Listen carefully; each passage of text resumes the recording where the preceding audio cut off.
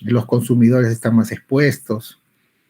Entonces yo tengo por un lado seguridad, pongo más reglas, más requisitos, y por otro lado tengo facilidad para hacer negocios, menos reglas, ¿no? Entonces es un balance que hay que ver. Justamente está el tema económico también, ¿no? Está el tema económico desde el punto de vista de que, desde el punto de vista económico, ¿qué opciones legales serían más razonables? Y la suplantación pues es un problema, ¿no? Porque efectivamente en la medida que todo sea informatizado va a ser tal vez la detección más compleja, ¿no? Pero hay algunas cosas que van a seguir siendo manuales seguramente cuando son operaciones, digamos, no bancarias, pero sí negocios que hay que firmar papeles, ahí sí van a seguir siendo notarios y qué sé yo, ¿no? Efectivamente el derecho va a tener que ir adaptándose, ¿no? Pero también va a tener que escoger en qué casos necesito y en qué casos no necesito. Esa es una de las preguntas importantes que hay que hacerse, porque por un lado está regular y por el otro lado está, si regulas mucho, en qué medida eso es un problema para el funcionamiento de las actividades económicas, ¿no? Entonces, bien, esa pregunta efectivamente nos pone sobre la mesa uno de los problemas de la regulación sobre contratos, ¿no? Lo que se ha analizado desde el punto de vista del análisis económico, entre otras cosas, es qué se esperaría de una legislación sobre contratos, para qué sirve, ¿no? En qué medida es útil o en qué medida mejora el funcionamiento de las transacciones. Entonces, se plantea que una de las cosas que se debe lograr a través del derecho a los contratos es reducir las ventajas del incumplimiento. ¿A qué se refiere esto? Se refiere a que si tú incumples y no pasa nada, cumplir. Si cuando incumples no pasa nada. Entonces, si incumplir un contrato no cuesta, es muy probable que mucha gente incumpla los contratos.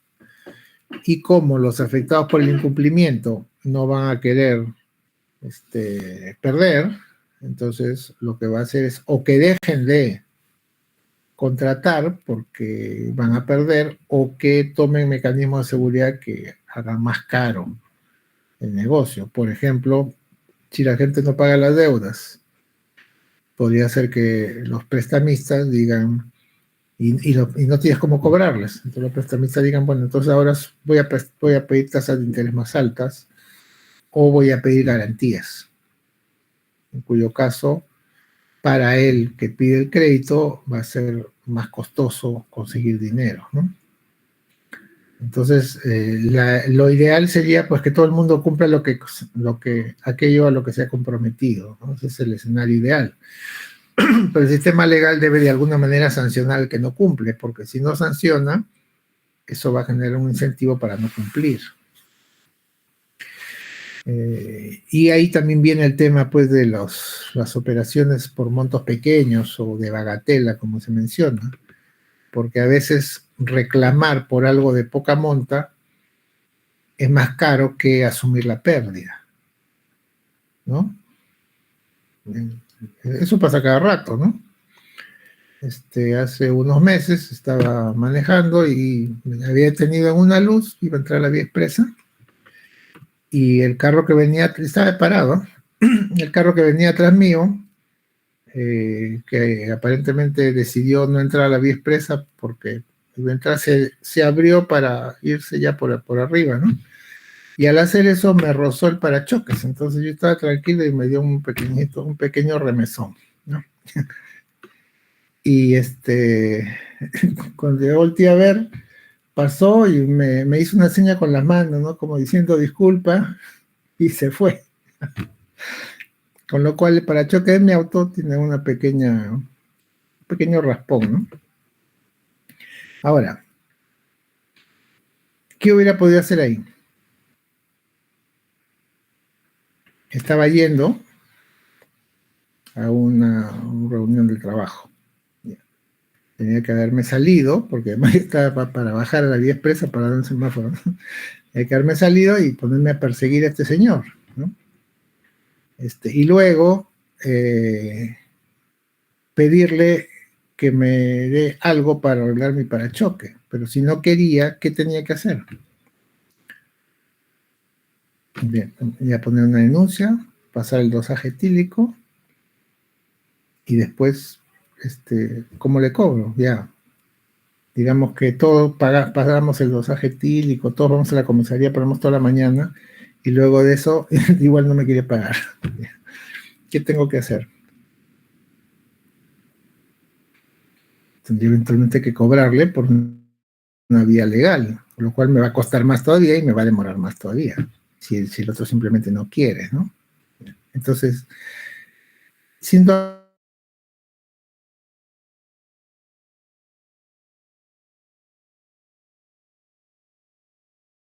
algo de poca mono, ¿no? Tampoco es que me ha abollado el área que le hizo el pasar, este, eh, puede resultarme del punto de vista de el tiempo que voy a perder y lo que voy a gastar, es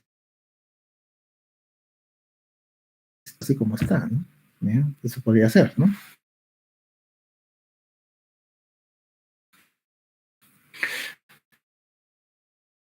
Ese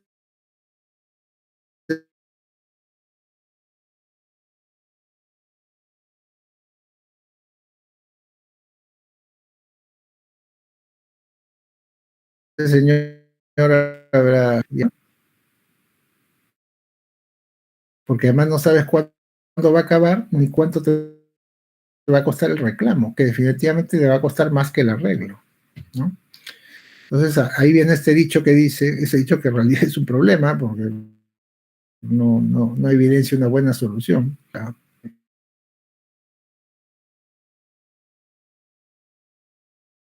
Es más barato que arregles aunque pierdas a que ganes, porque ganar te puede ganado no necesariamente vas a cobrar. Entonces mejor arregla aunque sea perdiendo algo. Y esa es la lógica económica que guía las circunstancias. O sea, cuando tú tienes una diferencia, por ejemplo, con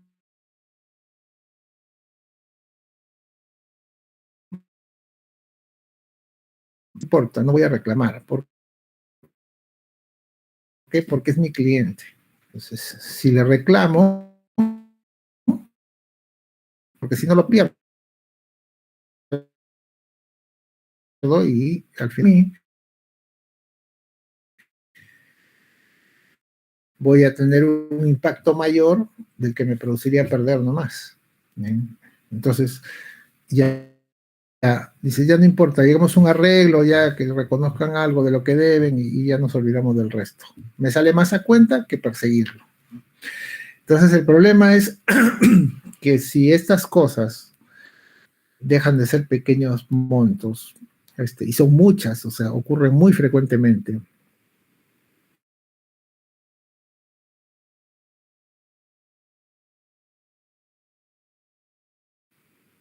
o son montos importantes, no van a cumplir. Y si el sistema legal,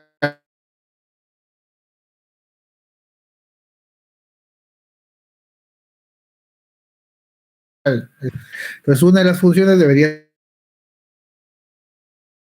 ser que lograr el cumplimiento no sea muy costoso, ¿no? O sea, el sistema legal debería apuntar a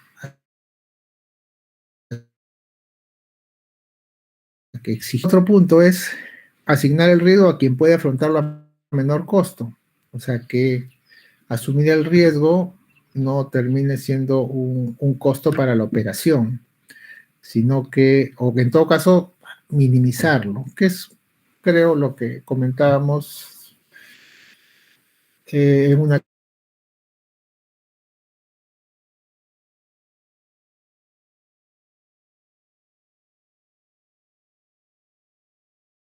clase anterior, cuando estábamos hablando de esto de que tú compras, ¿no? coche para tu mala suerte hay un incendio, hay un robo y lo que te iban a entregar se perdió. Yo les decía, ¿quién perdió? ¿El comprador o el vendedor? ¿El comprador que ya pagó o el vendedor que todavía no entrega el bien? ¿Y cuál era la respuesta? A ver, alguien que escribe en el chat. ¿Cuál era la respuesta? ¿Quién pierde o quién asume la pérdida si es que el bien ya adquirido en base a un contrato aún no ha sido y ya contrató o el vendedor que aún no entrega? Valerie. Sería de acuerdo a al Código Civil, sería el, el vendedor, porque aún no ha sido entregado, no se ha consumado el cambio de propiedad. Entonces, esa regla de que no se transfirió la propiedad, lo que está haciendo riesgo de la pérdida a quien tiene la cosa, o sea, a quien tiene el artefacto, asume el riesgo de la pérdida y entonces él puede ponerle seguridad al bien a un menor costo que quien no lo tiene, ¿no? Porque si tú has comprado pero no te lo han dado, ¿cómo lo cuidas? En cambio, el vendedor sí lo tiene, entonces la ley dice, te queda, el bien todavía es tuyo hasta que lo entregues y entonces tú asumes el riesgo de que le paguen que lo entregues. Entonces ahí la legislación lo que está haciendo es atribuirle el riesgo a quien puede afrontarlo a un costo menor, ¿no? Y de esa manera abarata también la operación, ¿no? Esa es digamos, una forma de ver este tema de la asignación de riesgos en función a costos, ¿no? Y luego, un tercer factor que también hemos comentado ya hace un momentito, hoy mismo, que es reducir el coste de transacción mediante reglas estándar a ser usadas sin preverlas en cada contrato. Entonces, ¿a qué me refiero? Ustedes toman el micro, volviendo al ejemplo, ¿no? Levantan la mano, se para el micro, lo llevan a la universidad, se bajan, ya. Pagan y todo, no hablaron con nadie. Entonces no han acordado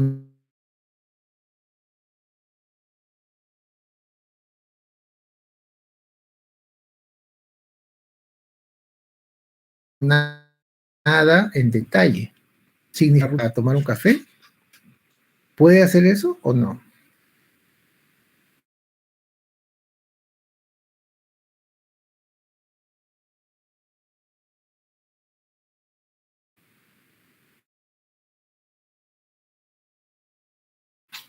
¿No?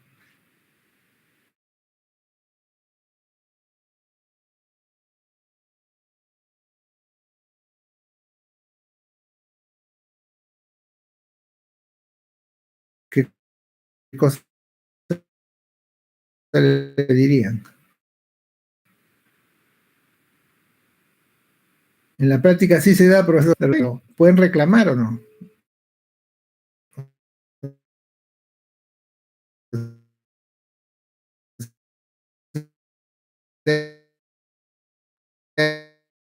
Es decir, mejor dicho, asumir. Entonces, no está cumpliendo el contrato, pero el contrato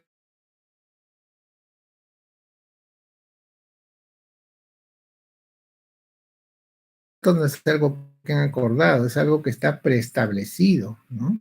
Pueden cambiar, dice yo sé.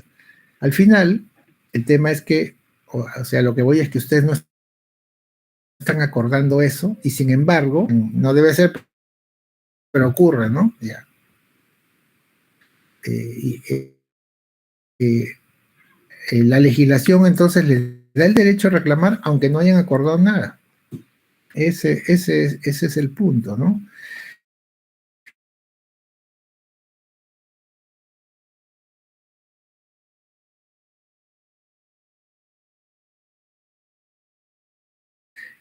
Porque tomar el micro.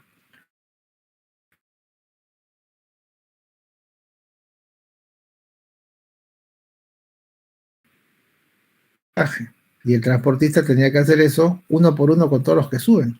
Entonces, ¿cómo funcionaría eso? Sería más complicado, ¿no? Ahí habría que, digamos, no circularían, la frecuencia de circulación seguramente bajaría, ¿no? De repente sería un poco más caro los pasajes, ¿no?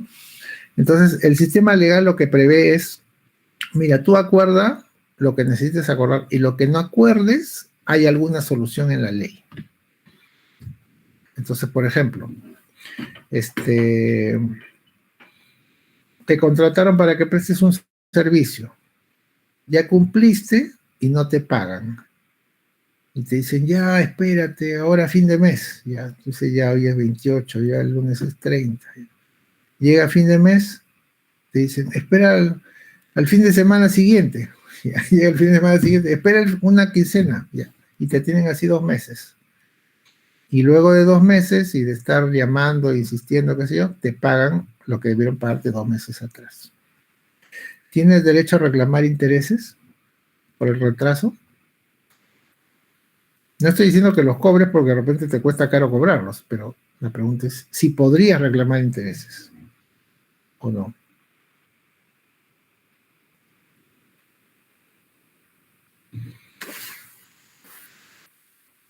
No has acordado nada, que han tenido 2 meses esperando y además has estado gastando porque has tenido que llamar, ir. De repente le enviaste una carta al deudor, oye, págame, tenemos un contrato, ya cumplí. Has estado ahí llamando.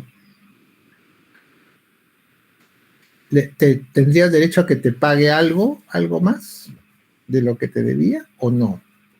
Porque no has acordado nada. Quizá alguna compensación, claro. Y la compensación, cuando te deben dinero, la compensación por daños y perjuicios tiene un nombre. ¿Cómo se llama?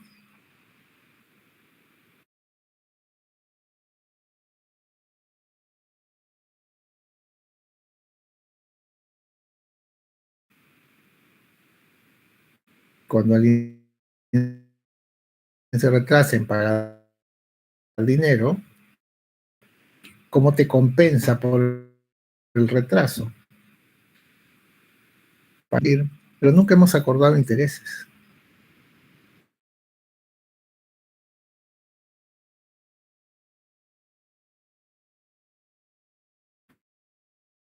Porque la ley dice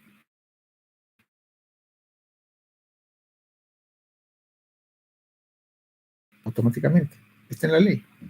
Bueno, vas con esa noticia y le dices al que sea Morán Parte, oye, tienes que pagarme intereses porque la ley dice que aunque no hayamos acordado, y te va a decir, bueno, pero ¿qué interés te voy a pagar si no hemos acordado ninguna tasa de interés? Eso es tasa de interés. ¿Qué interés le tendría que cobrar si no ha acordado nada?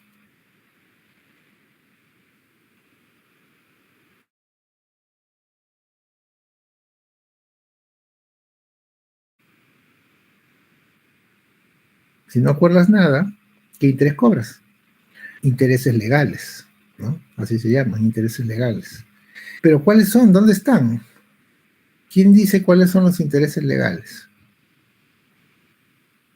Los dice el Banco Central de Reserva. Entonces, a ti ni se te ocurrió pensar en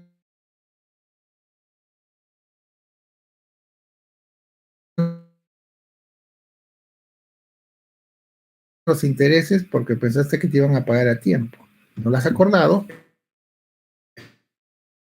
es el interés legal. Y además te dice que el interés legal lo fija el Banco Central.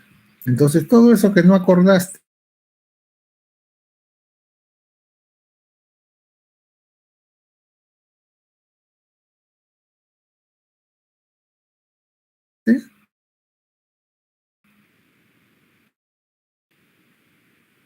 lo puedes exigir porque la ley lo considera. Ya está ahí. O sea, si no acuerdas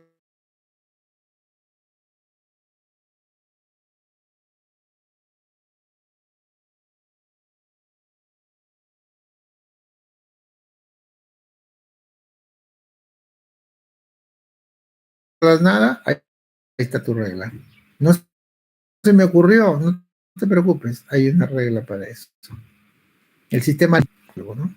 Entonces, el objetivo del sistema legal es finalmente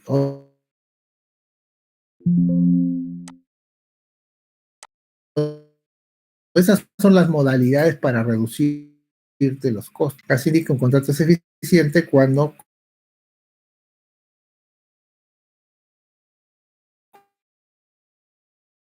consecuencia de los bienes y o servicios involucrados, los costos, un contrato no se lleva a cabo o termina asignándose a un uso menos valioso, ahí en realidad hay una pérdida de eficiencia, ¿no? Entonces la idea es que los costos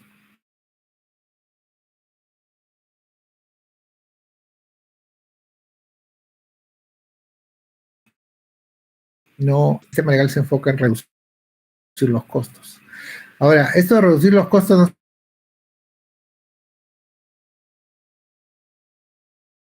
se refiere a simplemente que paguen asumir, si es que los riesgos son muy altos, ¿no?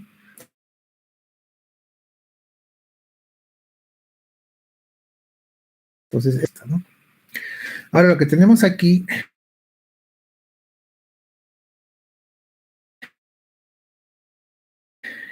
es de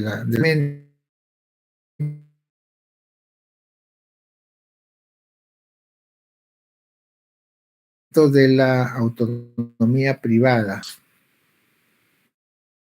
Entonces, si nosotros partimos de que se contrata libremente, o sea que nadie te puede obligar a contratar si tú no quieres, como principio básico, sería la llamada libertad de contratar, ¿no?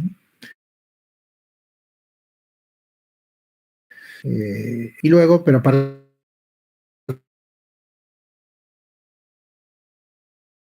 partimos de que nadie está obligado a fuerza.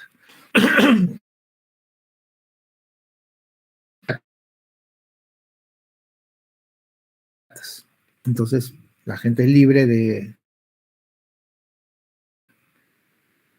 autonomía privada en este mundo en el cual el derecho interviene.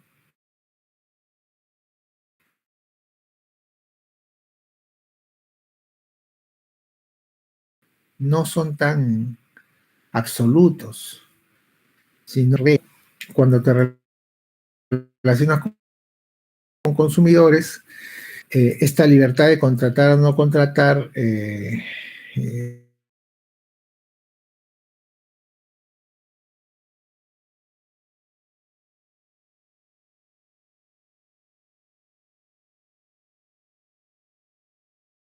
de alguna manera se mediatiza, ¿no? Por ejemplo, si ustedes pueden reclamar o no, dicen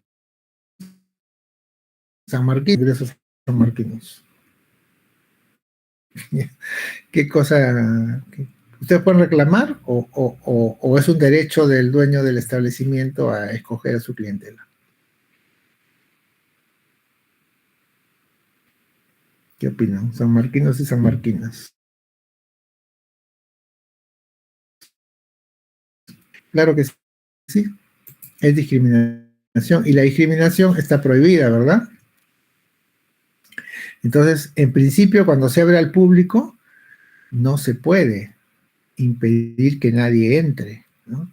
Cuando dice se reservan el derecho de atención, eso no está tan así.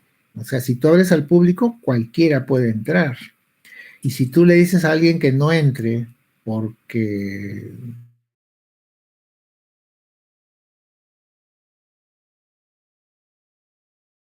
antidecopia, entonces estás obligado desde que abriste a recibir a todo el que quiere entrar.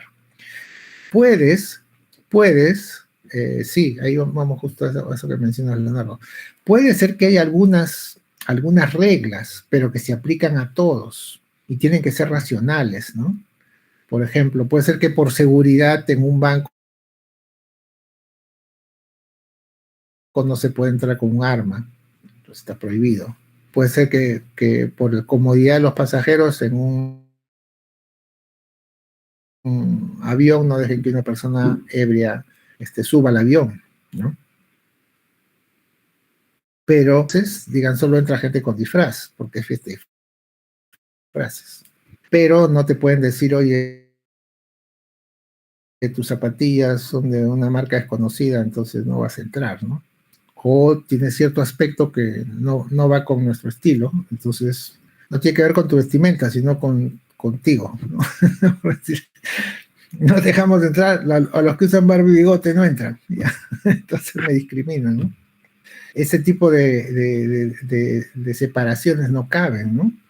O sea, tiene que haber una cierta racionalidad económica y en este aspecto no me pueden discriminar. No me pueden decir,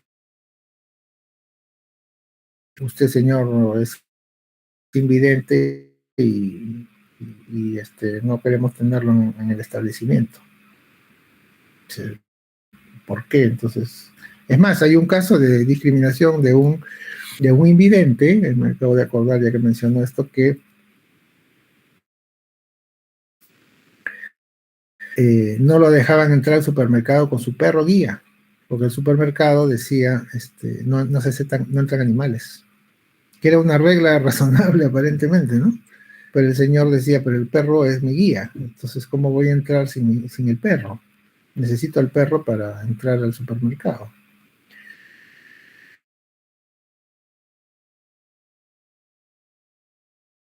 Y no lo dejaron entrar. El argumento era que el supermercado le había dado facilidades porque había una persona que lo podía acompañar y atender para que no necesite al perro. El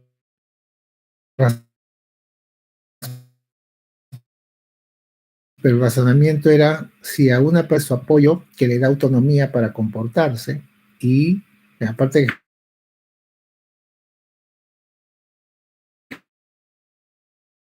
generarle el estrés de que le quitas el perro, ponerlo en bola solo, digamos, ¿no? Y al final le dieron la razón a esta persona y se consideró un caso de discriminación porque no le dejan entrar con el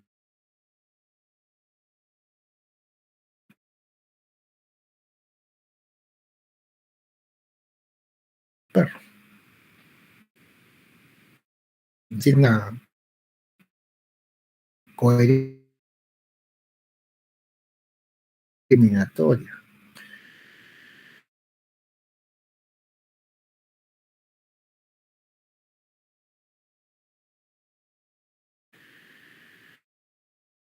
Si no, no se puede, ¿no? ¿No es cierto? Porque acá estoy en Lima y o contrato con Enel o contrato con Luz del Sur. O sea, yo no tengo la libertad de ir a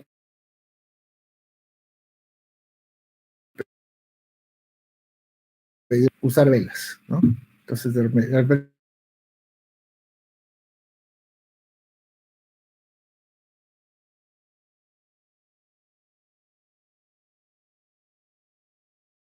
alguien me dice, no, pero eres libre, porque si no quieres contratar con la empresa de electricidad, puedes, claro que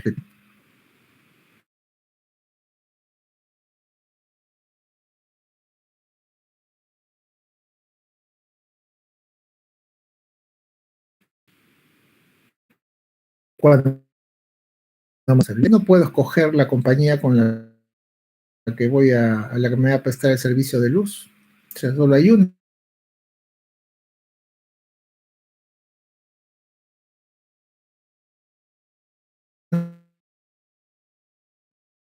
Quiero ponerle gas a mi casa. Hay una que es salvo que hay alguna razón técnica, por ejemplo. Una razón técnica que diga, no, la red no llega hasta donde tú estás. Entonces, estás fuera de nuestra zona de atención, por ejemplo. O, sí, te vamos a poner la luz, pero primero paga pues lo que debes, porque me estás debiendo. Te hemos quitado el medidor porque no pagas y ahora no te voy a poner otro mientras no me pagues la deuda, ¿no? Entonces, esa podría ser una razón. Pero, con lo cual estamos viendo que en realidad esto de que uno es libre totalmente para escoger no es tan real, porque hay situaciones en las que hay que contratar al que uno no quiera. Cuando entremos en unas clases más a tratar sobre la legislación referida a la libre competencia, vamos a ver que las empresas que están en situación de posición de dominio en principio, están obligadas a atender todo lo que les pidan, en el sentido de, si les quieren comprar, están obligadas a vender. Y si les quieren vender, están obligadas a comprar. Porque están en posición de dominio. Entonces, por ejemplo, un monopolio, ¿no? Si hubiera una única empresa que produce algo y le vienen a vender los insumos, está obligada a comprarlos. Salvo que haya alguna razón económica. Por ejemplo, ya no necesito más, ¿no? O, por ejemplo, bueno, tengo un proveedor que me cobra menos. Es una razón lógica, ¿no? Pero si el que te vende te cobra igual que el que te cobra menos, no tendrías en principio por qué decirle que no y estarías obligado a comprarlo, ¿no? Entonces, ¿por qué? ¿Por qué la ley dice eso? Porque si no fuese así, tú podrías decidir, como tú tienes el monopolio, tú podrías decidir quiénes pueden competir y quiénes se van del mercado porque yo soy el único comprador y no les quiero comprar. Como soy el monopolista y soy el único y no les quiero comprar, en la práctica los estoy condenando a salirse del negocio, ¿no? Entonces mi condición de dominante en el mercado me carga ciertas obligaciones o ciertas responsabilidades, ¿no? Que es atender todas las ofertas de compra o los pedidos de venta, salvo que haya alguna justificación económica que me permita negarme a hacerlo. Bueno, entonces resulta pues que esta libertad de contratar es algo más o menos relativo, ¿no? Incluso cuando hablaba del transporte público, las rutas están preestablecidas. Yo tengo las rutas y esa es la forma de llegar. O sea, tengo que tomar el micro que pasa por la ruta. No hay otras rutas. No puedo diseñarme mi ruta propia. Puedo tomar un taxi, claro, esa es otra opción. Y luego, la libertad contractual o de configuración interna se refiere a elegir el tipo de contrato y, digamos, las cláusulas del contrato. Y eso también está limitado, ¿no? Porque, por ejemplo, yo les pregunto a ustedes, cuando ustedes van a un supermercado a comprar algo, ¿ustedes negocian el precio? ¿Quién negocia el precio en un supermercado?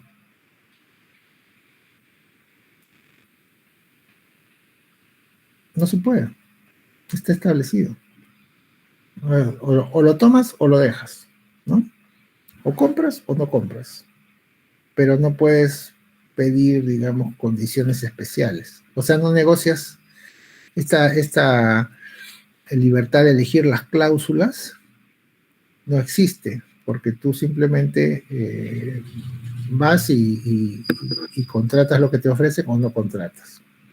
Cuando te vas a ver una película al cine, a mí me gusta el cine, pero muchas de las películas que dan no me atraen mucho. Entonces, yo no puedo ir a la cadena de cines y decirle, oiga, pongan otra película que a mí me gusta, ¿no? O decirles, esta película que han sacado, repónganla porque no puede verla.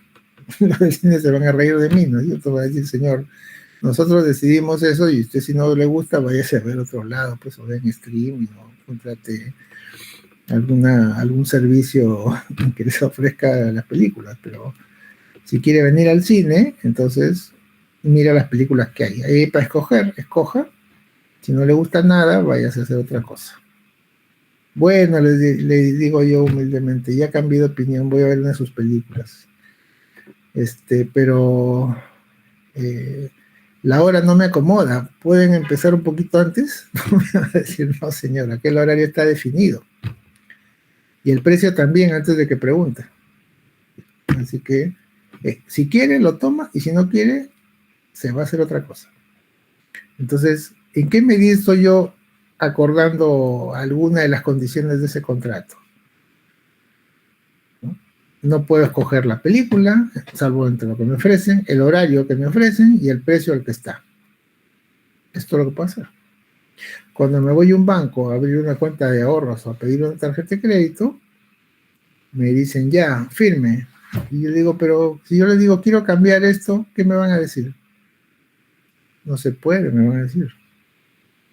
Así está el contrato. Es más, la persona que me atiende Ni siquiera tal vez lo ha leído bien, porque simplemente eso es inmodificable, ya está dado. Si lo quieres lo tomas y si no quieres no contratas, te vas a otro banco a ver si te gusta más su contrato. Bien. Entonces, esta libertad de negociar en realidad es algo, digamos, reducido, porque en esos contratos alguien fija los términos del contrato y la otra persona va y simplemente lo toma o lo deja. Esa es su opción, ¿no?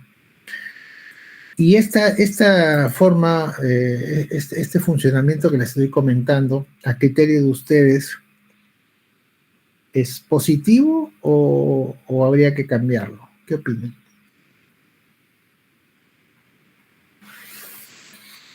¿Qué piensan? ¿Está bien así? ¿De repente no está bien? ¿Qué se tendría que cambiar?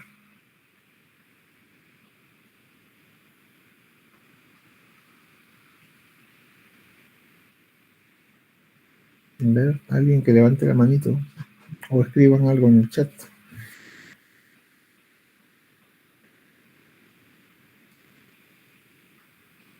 Bueno, el tema es que tiene sus pros y sus contras, ¿no? O sea, el pro es que es más barato, ¿no? El pro es que es más barato, tiene menos costos, y el contra es que uno de los involucrados pone las reglas y hay que cumplirlas. El otro solo le queda la opción de cumplirlas. No puede hacer algo diferente. ¿De acuerdo? Perdón, un momento.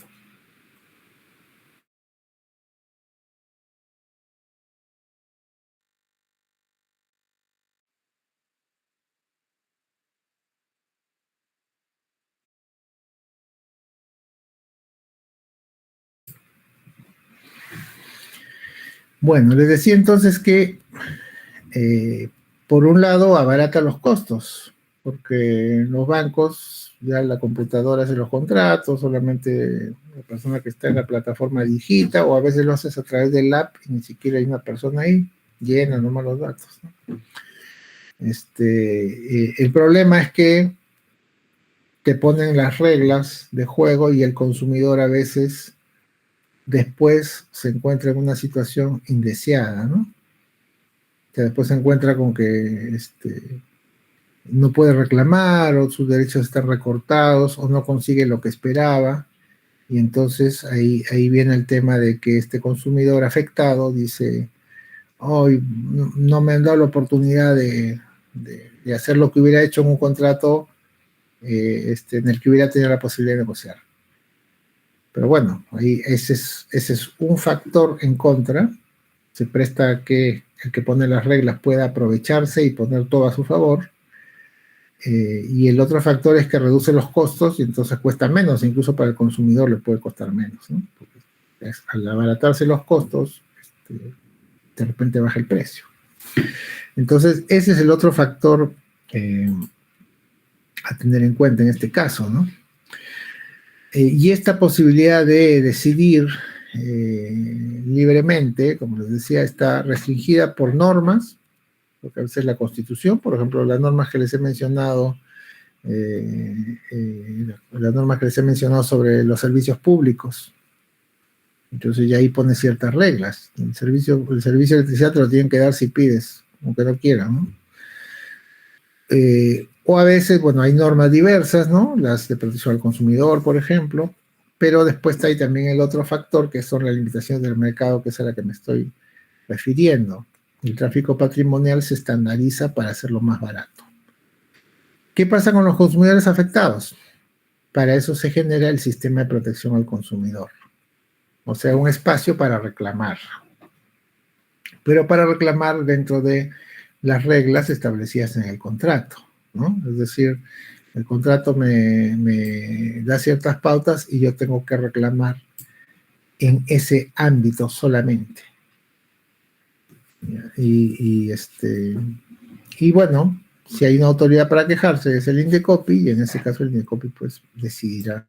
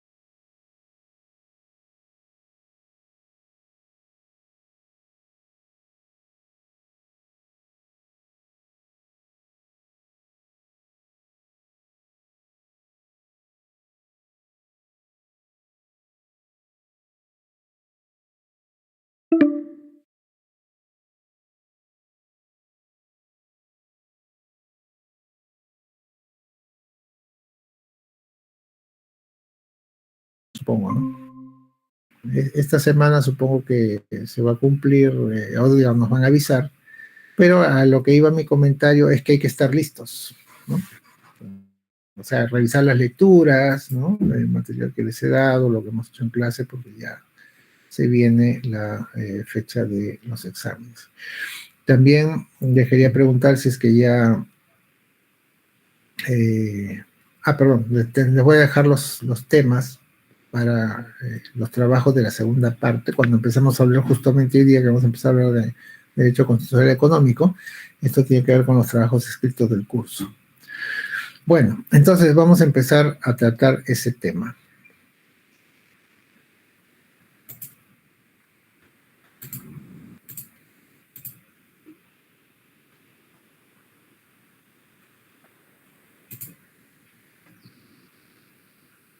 Bueno, el análisis económico el derecho constitucional económico. Es uno de los temas importantes y centrales del curso. Lo que vamos a ver en las próximas clases es el marco general de la economía en la Constitución, ¿no? Un tema que además uno de los factores que siempre se esgrime para defender la Constitución es que gracias a la Constitución se han hecho cambios económicos en la década de los 90 y hacia adelante, ¿no? Entonces, ¿gracias a qué, no? Es justamente esa parte que está en la Constitución la que hay que ver. Y bueno, el tema de si es gracias a la Constitución que la sociedad cambió en ese periodo es un tema también en discusión.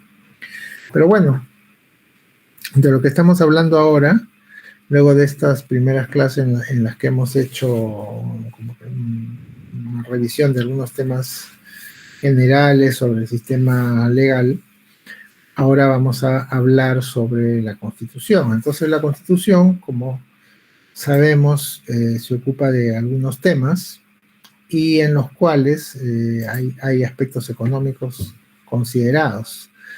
Primero, la Constitución tiene una parte dogmática donde hay ciertos elementos de carácter permanente que tienen que ver con los derechos fundamentales de las personas.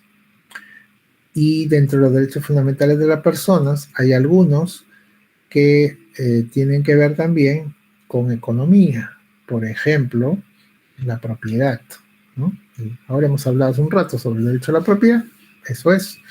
Entonces, la Constitución considera, hemos visto el Código Civil, pero en la Constitución hay artículos sobre la propiedad. Y también sobre la pérdida de la propiedad, o sea, la expropiación.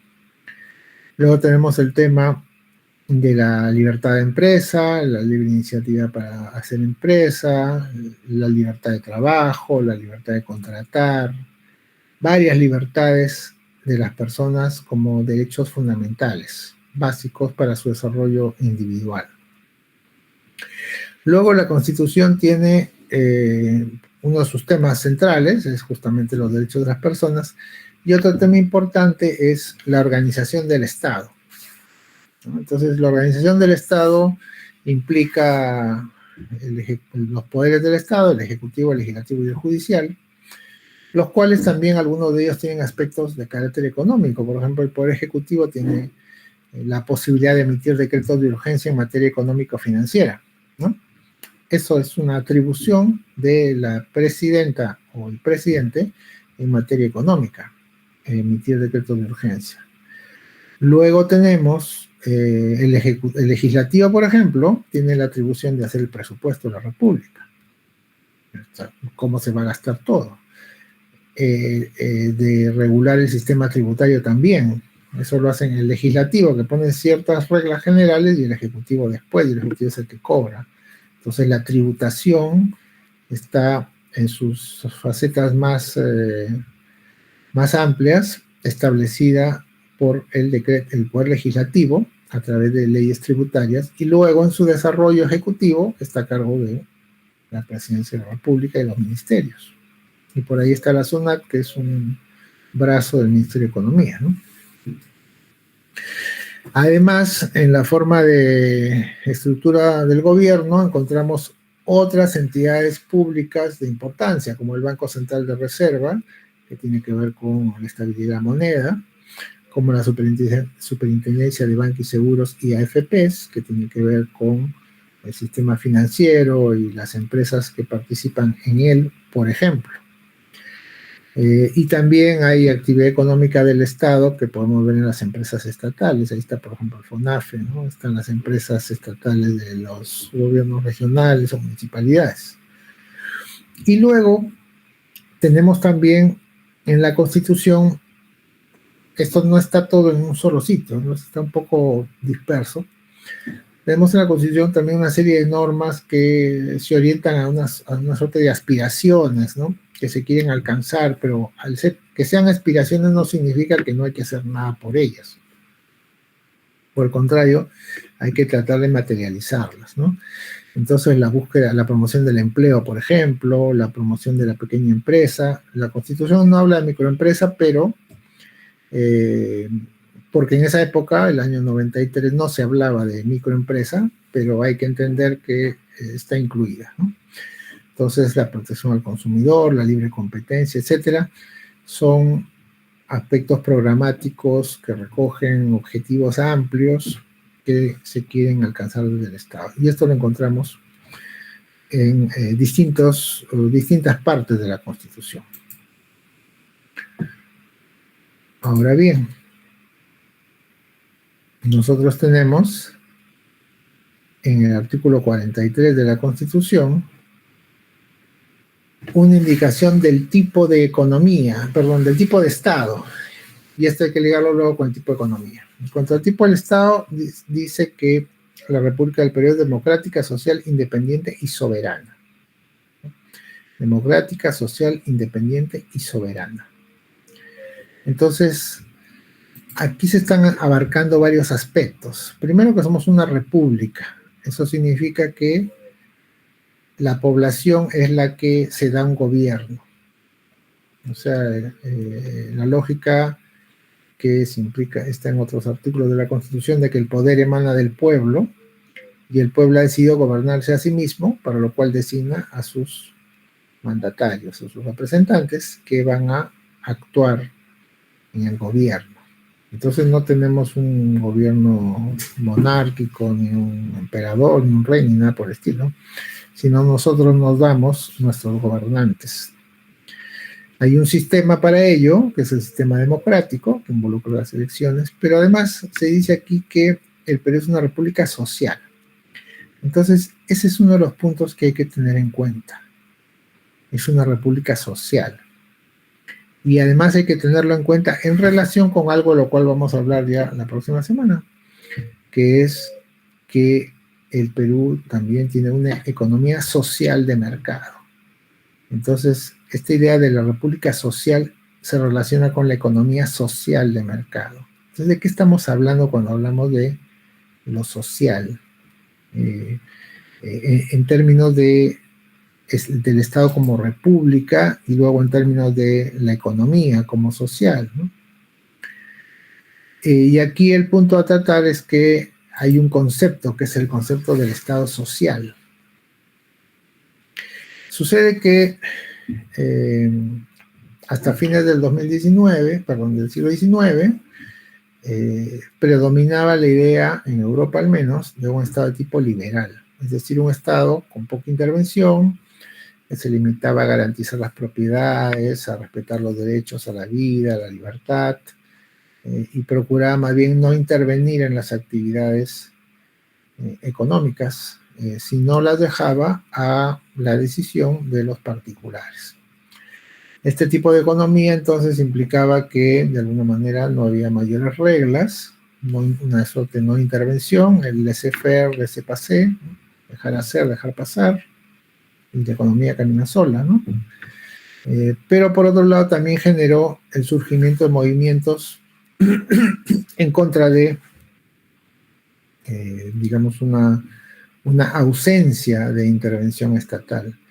Y esos movimientos surgen desde el siglo XIX también. Entonces, a fines del XIX tenemos ya desarrolladas las teorías de Marx y Engels sobre el socialismo, el comunismo, ¿no? Su análisis de la economía, esta idea de la separación en clases.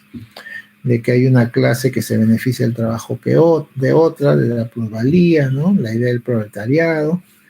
Y entonces a fines del 19 ya están esas ideas circulando. También se han formado ya los primeros sindicatos, los reclamos de carácter laboral, ¿no? De amplios sectores porque no tenían ningún derecho reconocido por las leyes. O sea, el Estado, en su no intervención, no les reconocía derechos a los trabajadores y entonces estaban, digamos, librados a su relación con los patronos. Y los patronos no les reconocían derechos laborales porque simplemente no tenían exigencia de hacerlo y seguramente no les convenía tampoco. Entonces es un periodo en el cual empiezan a desarrollarse luchas sociales por una jornada fija, por obtener un salario mínimo, por condiciones de trabajo, digamos, menos exigentes, que respeten la salud de las personas, etcétera, ¿no? Y luego empieza el siglo XX con ese caldo de cultivo, y en el siglo XX se dan otros fenómenos también a inicios que son importantes, ¿no? La Primera Guerra Mundial, 1914, la Revolución Rusa, 1917. Entonces, y con la Revolución Rusa, además, esta idea que venía desde la Rusia de Lenin de que la revolución se debe extender por todo el mundo, ¿no? Entonces no se queda en Rusia, sino que hay que enviarlo al resto del mundo.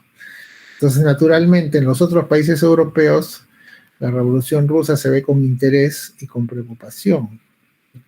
Entonces, las ideas que también aparecen en esa época es la idea de que el Estado no puede quedarse al margen de cómo funciona la economía, porque eso podría generar pues conflictos y convulsiones sociales.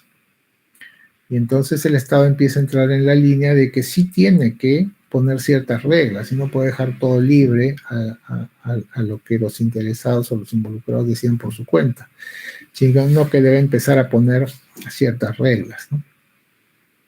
Y van a aparecer las primeras constituciones que tienen menciones a elementos como la propiedad, por ejemplo, que siendo de carácter privado puede tener un componente social. Entonces, la primera constitución que trata estos temas es la de Querétaro, que sale a la salida de la Revolución Mexicana en 1917, que además fue una revolución vinculada al problema agrario, a la propiedad de la tierra, ¿no? Entonces, esta constitución aborda algunos de estos temas en el año 17, y luego, poco después, en Alemania, la de Weimar, en 1919, que también es una constitución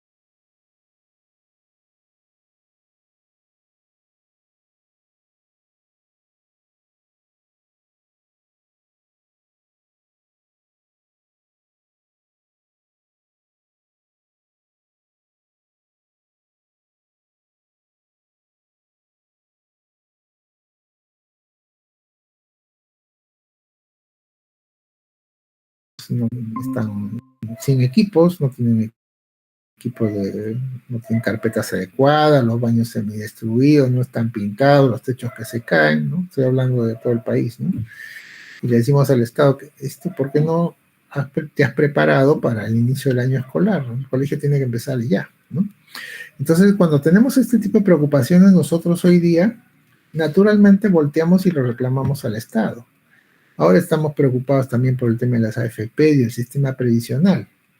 No decimos, las AFP se quedan con el dinero, pero estamos hablando de las leyes que rigen o que regulan el sistema, porque acuérdense que el sistema previsional es obligatorio, o sea, yo no puedo decir no quiero aportar, me descuentan igual, ¿no? Entonces, si obligas a la gente a entrar al sistema, ¿en qué condiciones va a recibir pensión? Entonces le reclamamos al Estado también. Entonces, hoy en día todo eso nosotros naturalmente volteamos y le decimos al Estado, tú tienes que hacer algo, ¿no? Y no es que no haya funcionamiento del mercado y que no se piense que debe haber una economía abierta, sino que consideramos que hay ciertas funciones que el Estado debe desarrollar porque son como que elementos básicos, ¿no?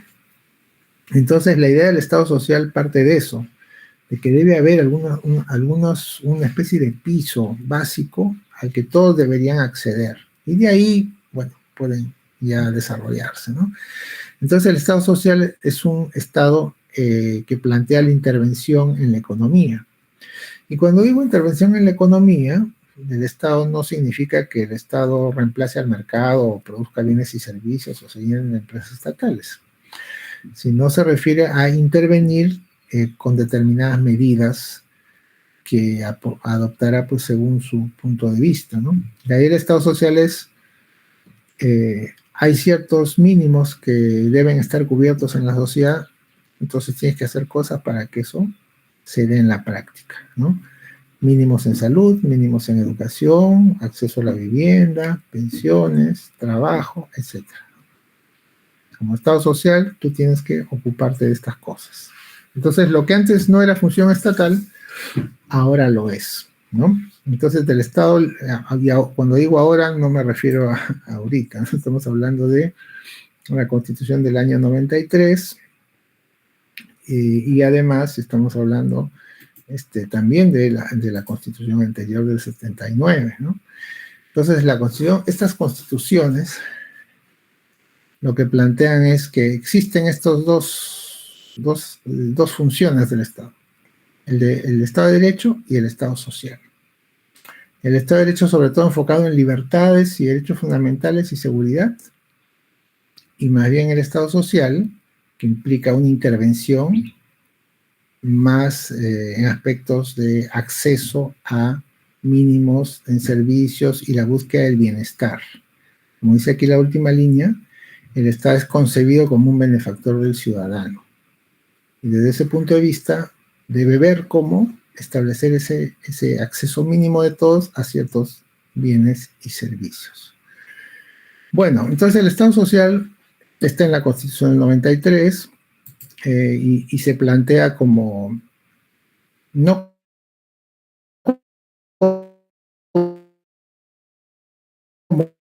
como algo contemporáneo, y es algo que podemos ver en la mayor parte de estados a nivel mundial, ¿no?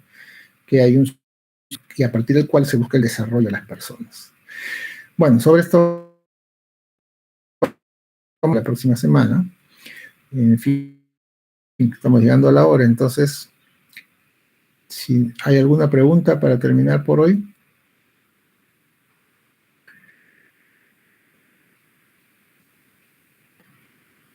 Muy bien, entonces nos quedamos aquí y nos vemos la próxima semana. Muchas gracias y que tengan un buen fin de semana.